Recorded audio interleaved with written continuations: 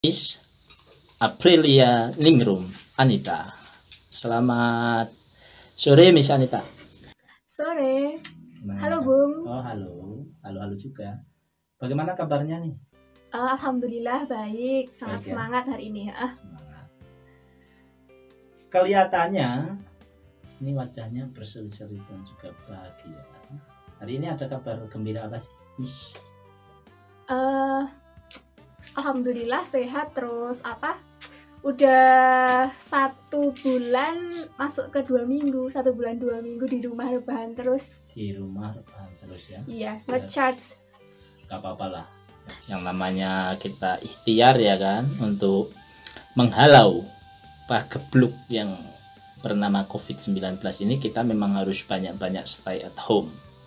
Oke, Miss Anita, kita akan ngobrol-ngobrol nanti, berbincang-bincang juga diskusi terkait dengan profesi Miss Anita ini sebagai English teacher atau guru bahasa Inggris di level SMP ya, atau Junior High School.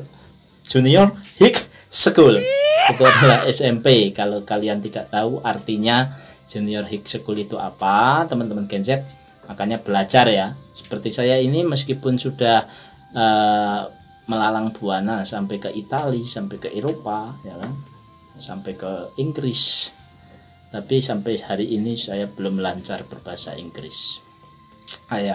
Ya kali saya nggak mau belajar mungkin ya, tapi yang jelas saya itu belajar terus ini Miss, bahasa Inggris gitu kan. Tapi kok belum lancar itu ngomong Inggris. Itu sebenarnya ada kiat-kiat khusus nggak sih kita belajar bahasa Inggris supaya bisa ngomong dengan lancar, dengan apa namanya kalau penutur asli fluently ya, fluently. Itu maksud apa nih kiat-kiatnya biar kita lebih enjoy dalam belajar ngomong Inggris? Oke, langsung aja nih ya Bung. Yang pertama ya jelas ya, kita harus belajar kosakata nih. Vocabulary. Yes, oke. And then yang kedua namanya itu pola kalimat kalau dalam bahasa Indonesia. Pola kalimat. Clause pattern. Ada 16 ya. Lalu kita harus nemuin partner, itu yang dominan sekali, partner. Kalau kita nggak ada partner ya gimana mau ngomong sama tembok. Partner. Iya. Nah ini kalau partnernya sendiri apakah harus dari kita native speaker gitu, atau bisa sih orang lain, misalnya seperti aku nih kan pengen belajar bahasa Inggris juga. Nah apakah bisa saya menjadi partner seorang untuk belajar bahasa Inggris, atau yang lebih bagus yang mana? Kalau untuk awalan mending yang foreign aja, yang asli orang Indonesia atau kita orang Jawa dulu yang bisa Inggris gitu kan. Karena kalau yang native speaker of English itu otomatis nanti kita bakalan miskomunikasi Bung. Miskomunikasinya karena kita belum terbiasa ngobrol pakai English ya. Iya. Oke. Nah kalau misalnya kalau Miss Anita ini kan ngajarnya di Junior High School atau JSH, Junior High School, JHS ya. Ini rumit gak sih? Sulit gak sih? Merasa sulit gak sih gitu ngajarin anak-anak yang masih usianya remaja kayak gitu untuk bahasa Inggris gitu kan? Sulit gak sih kira-kira? Iya, ini jadi kalau aku di tingkat junior high school itu kalau di kurikulum kita nih di SD kan nggak dapat bahasa Inggris, jadi otomatis fondasinya itu kan kurang. Nah apalagi di sekolah pinggiran yang emang notabene mereka nggak ngerti bahasa Inggris sama sekali, masuk ke sekolah langsung ya agak bekerja keras sebagai gurunya gitu Bung. Oke. Berarti kalau misalnya anak itu dari SD ini memang nggak ada pelajaran bahasa Inggris ya? Ya tergantung sekolahnya Bung. Jadi kalau ada nih sekolah yang emang ngasih bahasa Inggris. Sekolah khusus gitu ya. Iya, cuman di situ masuknya ke muatan sekolah. Kayak ada muatan lokal, ada muatan sekolah kayak gitu. Oh begitu. Iya. Oh berarti kalau misalnya anak dari SD yang sudah notabene itu sudah dikasih pelajaran bahasa Inggris, ini nantinya kalau sudah masuk ke JHS Junior High School atau SMP ini, sekelas selevel SMP ini, nantinya akan lebih mudah untuk memahami bahasa Inggris daripada anak-anak yang tidak diberikan basic sama sekali di SD begitu ya? Iya, betul. Oke. Nah sekarang ketika ngajar nih, apa sih metode yang digunakan dalam pembelajaran bahasa Inggris ini, sehingga karena saya dulu itu kan kalau pas SMP ketika dikasih mata pelajaran bahasa Inggris kayak gitu kan saya sedikit anti gitu loh, soalnya kan harus menghafal kosakata, vocabulary itu, kemudian aku juga nggak paham ketika dijelasin soal tenses gitu ya, soal simple present tense, past tense dan yang lain sebagainya, itu kan aku nggak paham tuh. Kemudian juga kebanyakan loh ini, aku nggak ngomong semuanya, kebanyakan guru bahasa Inggris itu killer gitu loh, atau ya kayak gitulah, tahu sendirilah, itu pengalaman aku di SMP kayak begitu. Cuman kalau hari ini kan aku nggak tahu nih benar nggak sih masih seperti dulu guru-guru bahasa Inggris itu killer, terus disuruh menghafal kosakata, terus dipaksa untuk ngafalin tense. Oke, langsung nih ya. Kalau aku dilihat killer nggak? Kayaknya ini bisa kalau di masa depan ini killer. Iya, gini. Ketika kita sekarang masuk di kurikulum 2013, kan student center nih, fokus di anak-anak. Kita tuh sebagai guru tuh ngasih stimulus biar mereka tuh merespon. Kita ngasih stimulus lagi, mereka respon, kita membantu dalam artian apa sih yang mereka butuhkan, nggak kita menjejali terus, ini loh kamu harus ke kosakata, kamu harus ke tenses, walaupun memang itu wajib, tapi kita pakai teknik, metode yang emang benar-benar harus enjoy, pakai game dengan permainan kayak gitu, Bung. Jadi kita sendiri nih sebagai guru ya harus punya kayak dikangenin gitu loh sama siswa. Kita harus semenarik mungkin di kelas kayak gitu. Berarti kalau Miss Anita sendiri dalam menerapkan metode pembelajarannya lebih menitik beratkan kepada murid nih. Maksudnya dalam hal ini adalah student center yang tadi disebutkan, dan murid disuruh untuk mempelajari, bahkan untuk memilih metode pembelajaran mana yang diinginkan dan juga yang disukai oleh para murid, begitu. Iya. Sejauh ini selama 7 tahun ya, dimulai dari 2013 hingga tahun 2020 menjadi guru bahasa Inggris, itu tentunya menghadapi sebuah kendala-kendala ya kan. Nah, kendala yang paling berat ini yang dihadapi selaku guru bahasa Inggris apa sih? Siapa tahu nanti juga generasi Z ini kan nanti dilihat juga didengarkan oleh mungkin maybe didengarkan juga oleh your student atau murid-muridnya Miss Anita ini, sehingga nanti juga bisa lebih berkonsentrasi ketika belajar bahasa Inggris.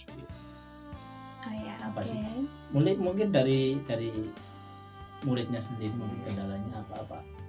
Muridnya nakal-nakal atau ya, kalau dari murid ya emang aku di tingkat SMP yang emang mereka tuh notabene dari anak-anak mau berubah ke dewasa, ke remaja gitu ya, ke ABG. Nah dia masih ABG, masih remaja, terus emang moodnya kadang berubah-ubah ya. Itu yang pertama, mood.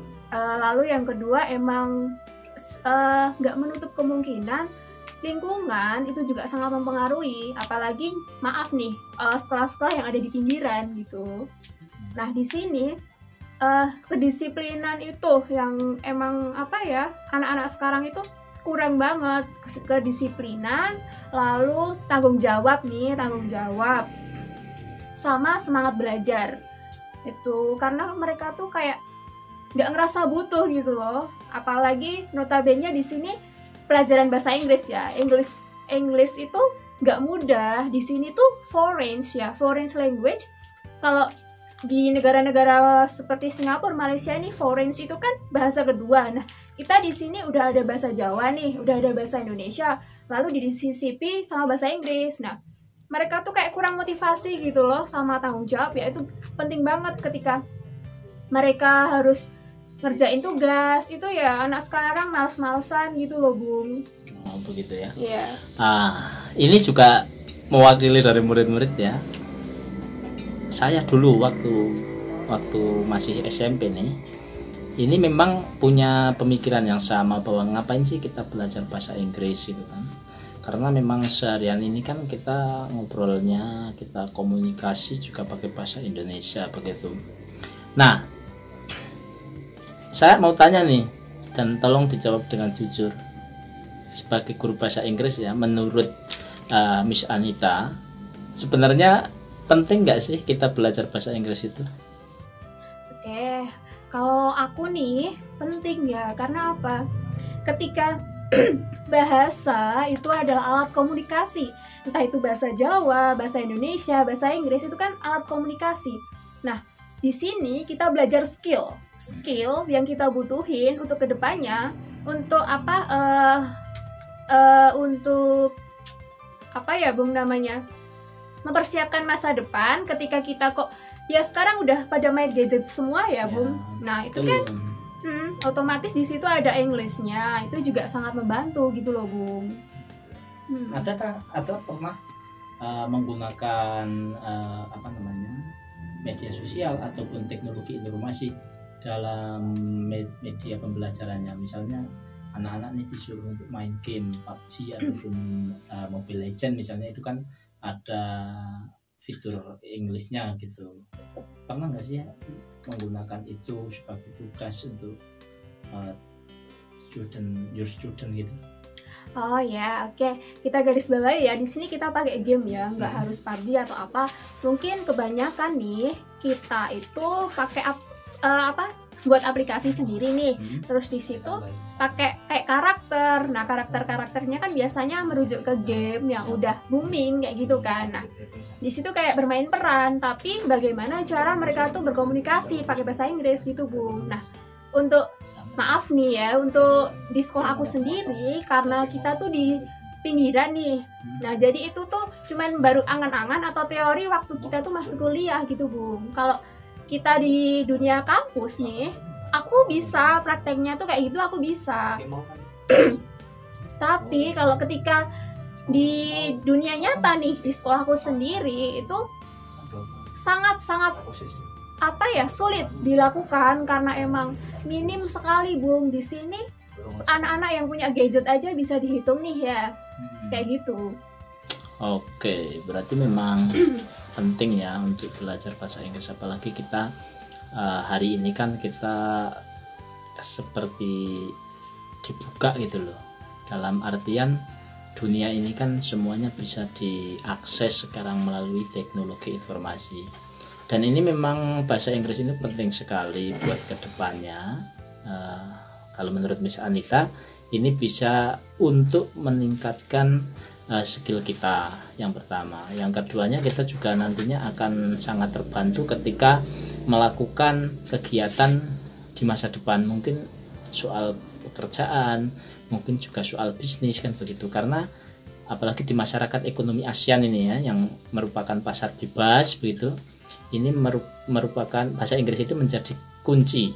Bahasa Inggris ini juga menjadi basic kita dalam melakukan bisnis begitu ya, Miss Anita ya. Yeah.